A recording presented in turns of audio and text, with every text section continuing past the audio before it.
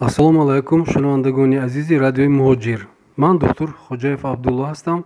имрӯз суҳбати навбатии мо ба мавзӯи зарари тамоку бахшида мешавад. дар бораи зарарнок будани тамоку даҳҳо китобу садҳо мақола ва филмҳо таҳия шудаанд. табибон дар ин бора мунтазам ба мардум маълумот медиҳанд ва интизорӣ меравад ки аксарият аз он бохабар ҳастанд. ва мутаассифона бештаре аз мардон ва қисме аз занон тамоку мекашанд, касе ба шакли нос, касе ба шакли сигор ва ғайра. инҷо саволе пайдо мешавад ки чаро одамон ба осонӣ гирифтори тамоку мешаванду ба мушкилӣ аз он озод мешаванд? Чӣ бояд кард ки одамон ба тамоку гирифтор нашаванд? Чӣ бояд кард ки гирифторон тезтар аз ин вабо озод шаванд?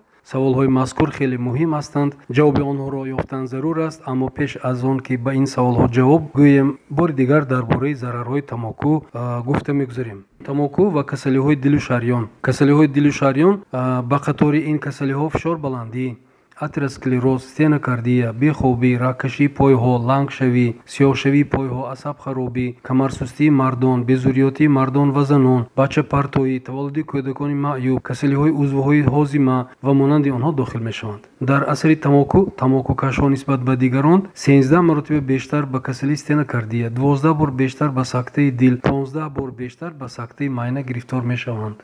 гуфтан ҷоиз аст ки асоси аксарияти касалиҳои рагушарёнро атеросклероз ташкил медиҳад ки нақши асосиро дар пайдоиши он никотин бозӣ мекунад. никотин як моддаи асосии заҳролуди, гӯем ки заҳрогини таркиби тамоку аст ва он рагҳои хунгардро танг мекунад, холестерини бадро меафзояд, дар деворҳои шарён мешинонад. дар натиҷа рагҳои хунгард қобилияти хунгузаронияшон паст мешавад. дар натиҷа гирем илтиҳоби рагҳои хунгард пайдо мешавад ва ҳамаи дигар касалиҳои дилу шарён ки гуфта гузаштем ва ҳатто аз он беш асосан дар асари атеросклероз пайдо мешаванд. гуфтан мумкин ки дар натиҷаи вайрон шудани гардиши хун тамоми узвҳову тамоми системаҳои бадан зарар мебинанд. тамоку ва саратон ё худ рак ва умуман гирем касалиҳои омосии бадгӯҳар чун сабаби мурдан дар ҷои ду меистанд ва тамоку дар шакли сигорҳои бефилтру, бофилтру, электрониву, хушбӯву, бадбӯву, чилиму, носу, снюлсу дигару дигар дар ин ҷода саҳми калон дорад. бино ба маълумоти оморӣ 90% ҳамаи гирифторшудагон ба касалиҳои омосии бадгӯҳар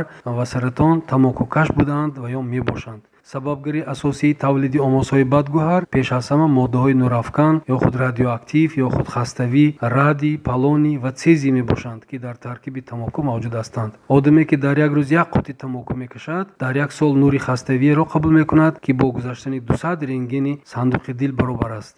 ҳар як кас худаш фаҳмида гирифта метавонад ки мушаххасан дар як сол чанд бор аз рентгени тамоку мегузаштааст. таъсири саратонзо ва умуман касалзои тамоку инчунин бо як қатор моддаҳои кимиёвии зарарноки таркибиаш вобастаанд. масалан аммиак, бутан, метанол, азот, сероводород, гази ботлоқ, оксиди карбон, ацетон, синилная кислота, ин додари цианисти калий аст, талхии бодом ҳам гуфта мумкин, сурб ё худ қӯрғошин, фенол, индол, карбазол, рӯҳ, сурма, алюминий, кадмий ва хром мебошанд. бинед ки ягон тои ҳамин моддаҳое ки дар таркиби тамоку ҳаст фоиданок нест, ҳамааш зарарнок аст. инҷо муми тамокуро низ гуфтан лозим аст ки ба истилоҳе чашми шушро кӯр мекунад ва ҳаҷми ҳаётии шушҳоро кам мекунад. дар натиҷаи таъсири якҷояи заҳрҳои мазкур ва моддаҳои хаставӣ гирем нурафкан тамокукашҳо 4-5 маротиба бештар ба касалиҳои саратони даҳону ҳалқ, сурхӯрадаву меъда, бронхову шуш, пешобдон, узвҳои таносул ва ғайра ва ҳоказо гирифтор мешаванд. инҷо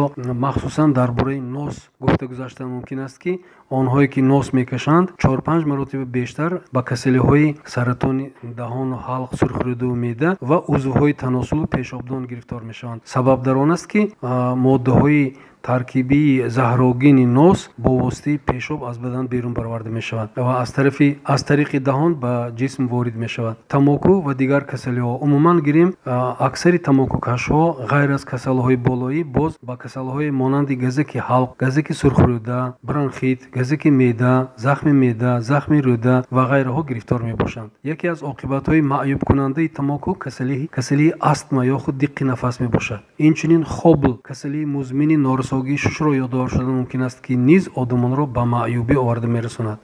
тамоку бо ковид чӣ гуна алоқаманд аст?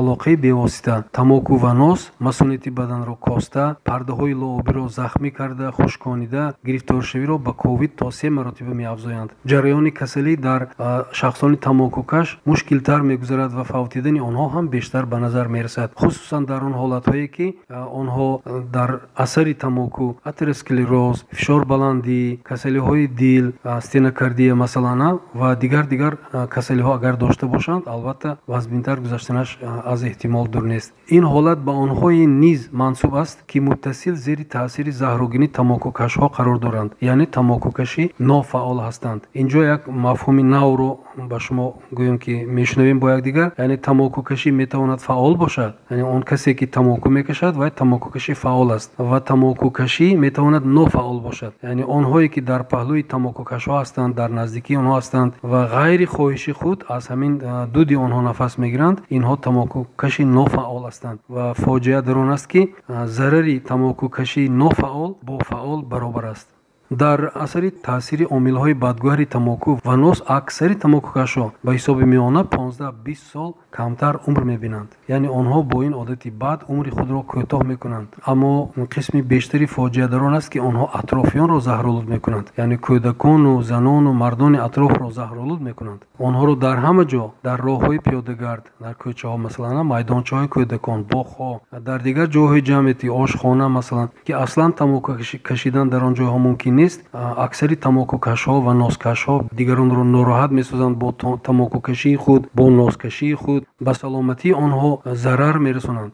хуб, саволе дар ин ҷо меояд ки чӣ гуна одамон ба ин одати бад гирифтор мешаванд. олимони равоншинос дарёфтанд ки аксари тамокукашҳо дар наврасӣ ба ин одати бад шомил мешаванд. сабаб дар он будааст ки наврасон хоҳиши ҳарчи тезтар калон шудан доранд ва ҳар чизе ки ба калонсол хос аст мехоҳанд ёд гиранд. ибрати бадро онҳо метавонанд аз атрофиҳо, метавонанд аз кино, аз телевизион дида бошанд. баъд аз он ки яке аз наврасон сигор ё нос кашид, ҳамсолони вай ҳам мехоҳанд ҳамон бар ин ҳамон бача бар ин қаҳрамон шаванд, калонсол шаванд ва ба осонӣ ба одати бад гирифтор мешаванд. чаро ба осонӣ одат мекунанд ба тамоку? сабаб дар он аст ки моддаи таркибии тамоку никотин хислатҳои банаша монанд дорад ва зуд касро одат мекунонад. вай ба занҷираҳои мубодилаи моддаҳо дохил мешавад ва он гоҳе ки тамокукашҳо тамоку намекашанд, онҳо аслан ба ҳолати хумор мефуроянд, ба русӣ ломка мегӯянд, худошонро нороҳат ҳис мекунанд ва маҷбур ҳастанд ки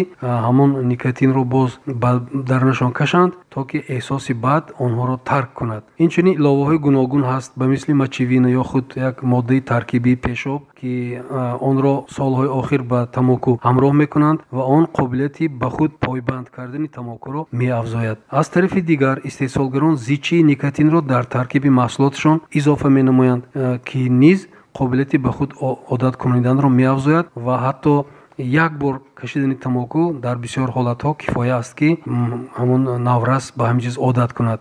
хуб, агар мо бадиҳои тамокуро ба ҳамагон муттасил расонида истем, умед ҳаст ки мардум аз ин чиз дилхунук мешаванд, зеро аксари одамон албатта оқиланд, бохираданд ва бузургон гуфтанд ки чаро оқил кунад коре ки боз орад пушаймонӣ. одамоне ки аз ғуломии тамоку озод шуданд низ кам нестанд ва ин ибрати онҳо умед медиҳад ки ин мушкили мазкур ҳал шаванда мебошад. барои диққатитон ташаккур.